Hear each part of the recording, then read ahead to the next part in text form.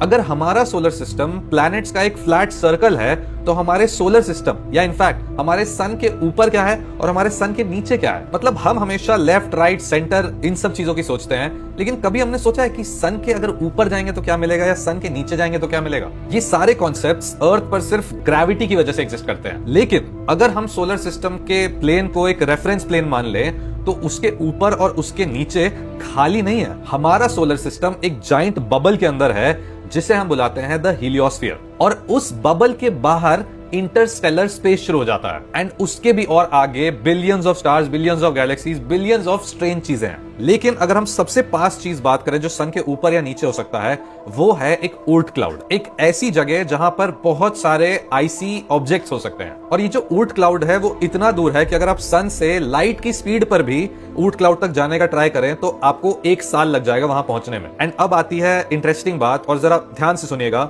क्योंकि हमारा जो सोलर सिस्टम है, हमारा सन है, वो एक जगह पर सब कुछ नहीं हो रहा है। ये सन जो है ये भी चक्कर लगा रहा है हमारे सेंटर ऑफ द गैलेक्सी का। मतलब कि एक पॉइंट ऑफ टाइम पे हमारा सन एक जगह पे नहीं रहता, वो कहीं कहीं जाता रहता है। एंड उसी के साथ साथ हमारा सोलर सिस्टम भी जाता रहता है। एंड जो मॉडल हमें बचपन से पढ़ाया गया कि एक सन है, उसके अराउंड सारे प्लैनेट्स हैं, ऐसा बिल्कुल नहीं होता। सन के अराउंड जो प्लैनेट्स हैं वो ऊपर नीचे दाएं बाएं हर जगह होते हैं एंड वो सर्कुलर वे में घूमते हैं, बिल्कुल इस तरह जैसे मैंने आपको ऊपर दिखाया है। एंड हम अगर ध्यान से देखें तो हमें मून पर जाने में इतना टाइम लगता है, सन को देखने में इतना टाइम लगता है, और सन के ऊपर नीचे खाली इसलिए दिखता है क्योंकि ये जो डिस्टेंसेस हैं वो बहुत बड़े हैं। एंड जो नेक्स्ट स्टार और ये सारी चीजें हैं ये लाइट ईयर्स में दूर है। मतलब लाइट को जितना टाइम उधर ट्रैवल करने में लगता है उतने दूर है वो सब, तो इसीलिए हम बोलते हैं कि सन के ऊपर नीचे खाली है। लेकिन अगर in the grand scheme of the universe में हम देखें तो सन के ऊपर, सन के नीचे, सन के बाएं बाएं, इधर उधर हर जगह मल्टीपल बिलियंस ऑफ स्टार्स हैं। मतलब कि आगे पीछे दाएं बाएं कहीं कोई एंड नहीं है। आप जितना ऊपर जाएंगे आपको उतने स्टार्स मिलेंगे, आप जितना नीचे जाएंगे उतना यूनिवर्स आपके लिए खुलता रहेगा। और शायद इसीलिए स्पेस इतना फैसिनेटिंग है,